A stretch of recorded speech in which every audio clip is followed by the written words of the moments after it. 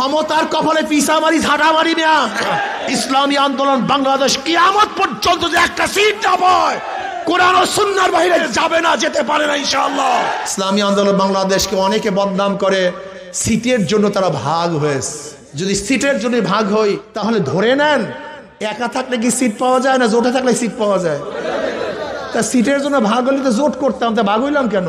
বোকা নাকি? এতরকম সেন্স নাই না। আমরা জোটের থেকে ভাগ হয়েছে সিটের জন্য নয়, ইসলামের জন্য, শরিয়ার জন্য, কোরআন ও সুন্নাহর জন্য। আমি আশ্চর্য হয়ে যাই যে জামাত বলছে সৎ লোকের শাসন চাই, আল্লাহর আইন চাই। আমাকে দেখান তো এইবার কোন জায়গায় আমির সাহেব আল্লাহর আইন চাই একটা বক্তৃতা করছে কিনা দেখান তো। হ্যাঁ, চিন্তা করতে পারছেন? আমাকে দেখান তো।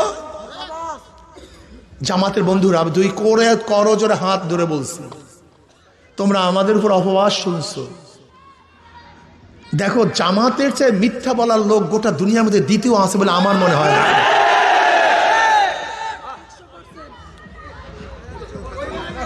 বলতে পার কেন? আচ্ছা বলো তো, যখন আমরা জোটে ছিলাম, নির্বাচনের জোটে ছিলাম, এখনো সিট ভাগ হয়। যখনই নমিনেশন পেপার সাবমিট করছে প্রত্যেক জায়গায় প্রত্যেক প্রার্থী বলছে আমরা পাইছি এখানে, প্রত্যেক জায়গায়, অথচ ভাগই হয়নি, তাহলে আমরা পাইছি।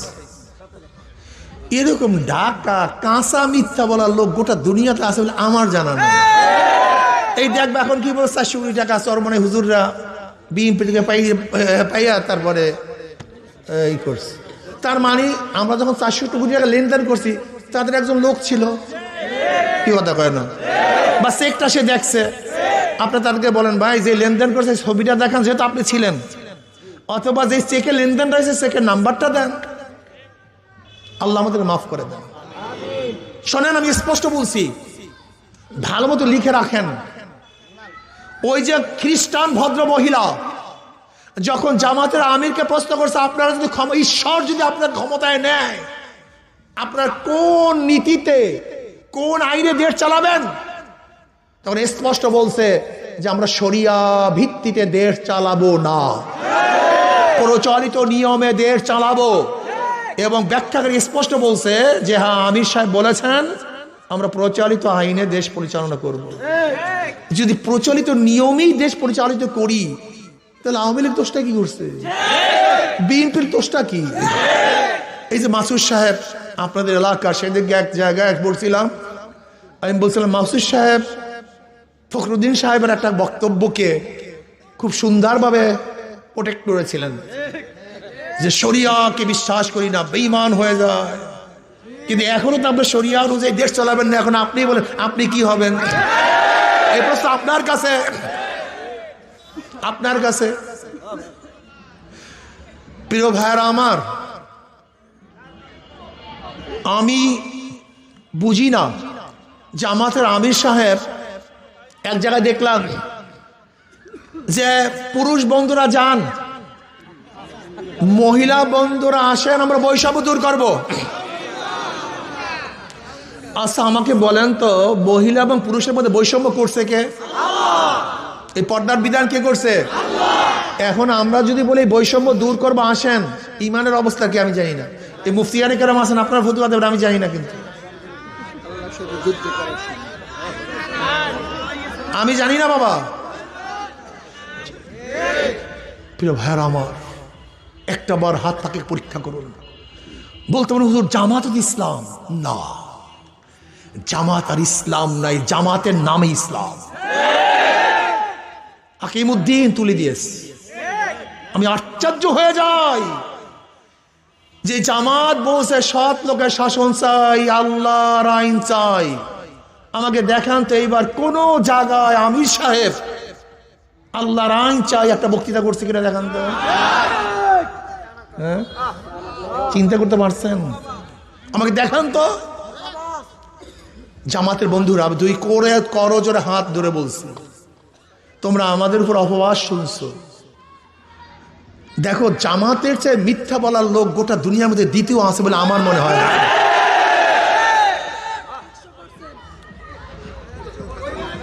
বলতে পার কেন? আচ্ছা বলো তো, যখন আমরা জোটে ছিলাম, নির্বাচনের জোটে ছিলাম, এখনো সিট ভাগ হয়। যখনই নমিনেশন পেপার সাবমিট করছে প্রত্যেক জায়গায় প্রত্যেক প্রার্থী বলছে আমরা পাইছি, এখানে প্রত্যেক জায়গায়, অথচ ভাগই হয়নি, তাহলে আমরা পাইছি। এরকম ঢাকা কাঁচা মিথ্যা বলার লোক গোটা দুনিয়াতে আছে বলে আমার জানা নেই। এই দেখবে এখন কি বলছে, 400 কোটি টাকা চরমনে হুজুররা বিএনপি থেকে পাইয়া তারপরে এই করছে। তার মানে আমরা যখন 400 কোটি টাকা লেনদেন করছি, তাদের একজন লোক ছিল, কি কথা কয় না, বা চেকটা সে দেখছে। আপনি তাদেরকে বলেন ভাই যে লেনদেন করছে ছবিটা দেখান, যেহেতু আপনি ছিলেন, অথবা যে চেকে লেনদেন রয়েছে চেকের নাম্বারটা দেন, আল্লাহ আমাদেরকে মাফ করে দেন। শোনেন, আমি স্পষ্ট বলছি, ভালো মতো লিখে রাখেন। ওই যে খ্রিস্টান ভদ্র মহিলা যখন জামাতের আমিরকে প্রশ্ন করছে, আপনারা যদি ঈশ্বর যদি আপনার ক্ষমতায় নেয়, আপনার কোন নীতিতে কোন আইনে দেশ চালাবেন, তখন স্পষ্ট বলছে যে আমরা শরিয়া ভিত্তিতে দেশ চালাবো না, প্রচলিত নিয়মে দেশ চালাবো। এবং ব্যাখ্যাকারী স্পষ্ট বলছে যে হ্যাঁ, আমির সাহেব বলেছেন আমরা প্রচলিত আইনে দেশ পরিচালনা করব। যদি প্রচলিত নিয়মেই দেশ পরিচালিত করি, তাহলে আওয়ামী লীগ দোষটা কি করছে, বিএনপির দোষটা কি? এই যে মাসুদ সাহেব আপনাদের এলাকার, সেদিকে এক জায়গায় বলছিলাম, আমি বলছিলাম মাসুদ সাহেব ফখরুদ্দিন সাহেবের একটা বক্তব্যকে খুব সুন্দরভাবে প্রোটেক্ট করেছিলেন, যে শরিয়াকে বিশ্বাস করি না, বেঈমান হয়ে যায়। কিন্তু এখনো তো আপনার শরিয়া অনুযায়ী দেশ চালাবেন না, এখন আপনি বলেন আপনি কি হবেন? এই প্রশ্ন আপনার কাছে। প্রিয় ভাইরা আমার, আমি বুঝি না জামাতের আমির সাহেব এক জায়গায় দেখলাম যে পুরুষ বন্ধুরা যান, মহিলা বন্ধুরা আসেন, আমরা বৈষম্য দূর করব। আচ্ছা আমাকে বলেন তো, মহিলা এবং পুরুষের মধ্যে বৈষম্য করছে কে? এই পর্দার বিধান কে করছে? এখন আমরা যদি বলি বৈষম্য দূর করবো, আসেন, ইমানের অবস্থা কি আমি জানি না। এই মুফতিয়ানে কেরাম আছেন, আপনার ফতুয়া দেবেন আমি জানি না, কিন্তু আমি জানি না বাবা। ক্ষমতার কপালে পিসা মারি, ঝাঁটা মারি না। নূহ আলাইহিস সালাতু ওয়াস সালাম 950 বছর মাত্র 40 জন মানুষ এক রওয়ায়াতে হেদায়েত করেছেন, অন্য রওয়ায়াতে মাত্র 70 জন, কোন এক রওয়ায়াতে 80 জন। তার নবুয়তের কোনো কমতি হয় নাই। ইসলামী আন্দোলন বাংলাদেশ কিয়ামত পর্যন্ত যে একটা সিট না পায়, কোরআন ও সুন্নাহর বাইরে যাবে না, যেতে পারে না ইনশাআল্লাহ।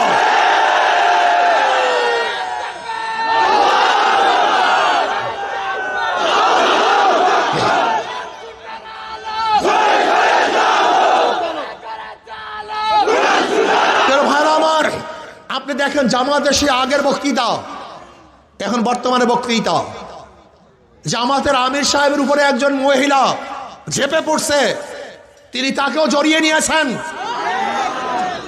শোনেন জামাতের ভাবারা, শোনেন, এই অবজ্ঞা কারোর সাথে করা হয় না।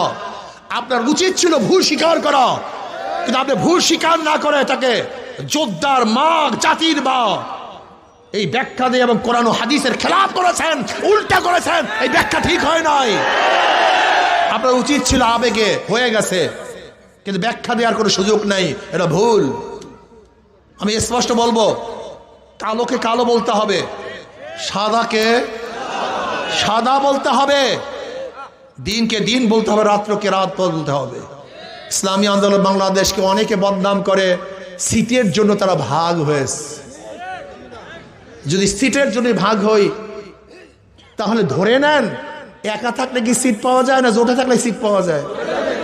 তা সিটের জন্য ভাগ হলে তো জোট করতাম, তা ভাগ হইলাম কেন? বোকা নাকি? এতটুকু সেন্স নাই মিয়া, মাথার মধ্যে এতটুকু সেন্স নাই? যদি সিটের লোভেই ভাগ হই, তা জোটে থাকলে সিট পাওয়া যায় না, একা থাকলে সিট পাওয়া যায়? কথা বলেন না কেন? তা আমরা একা হইলাম কেন?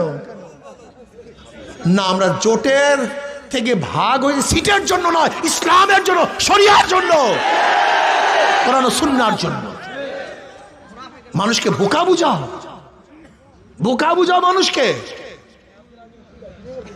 আমরা কোরআন ও সুন্নাহর জন্য আলাদা হয়েছি, ইসলামের জন্য আলাদা হয়েছে।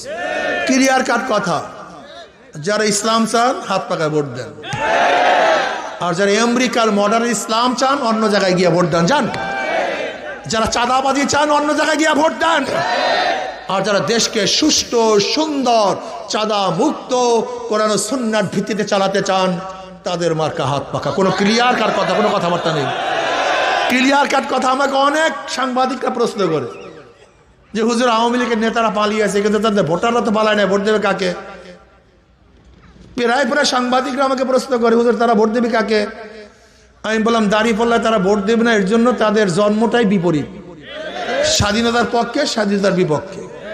এর জন্য দাঁড়িপাল্লায় তারা ধানের শীষে ভোট দেবে না। 5ই আগস্টে যত কেস মামলা হামলা চাঁদাবাজি তারা করছে, কাজী ধানের শীষেও ভোট বাকি থাকে একটা। কথা কয় না, বাংলা কথা বোঝে না। কেন? কেন? প্রত্যেকটা মানুষের, হিন্দু বৌদ্ধ খ্রিস্টান আওয়ামী লীগ বিএনপি সবাই একটা বিশ্বাস আছে, হাত পাকা ক্ষমতায় গেলে জুলুম করবে না, মিথ্যা মামলা আমাকে ভোগাবে না, আমাকে বাড়ি ছাড়া করবে না, আমার ব্যবসা প্রতিষ্ঠানে কেউ চাঁদা নেওয়ার জন্য আসবে না, আমার বাচ্চা ইতিম হবে না, আমার স্ত্রী বিধবা হবে না, আমার মার বুক খালি হবে না। এই বিশ্বাস প্রত্যেকটা মানুষের মধ্যে আছে।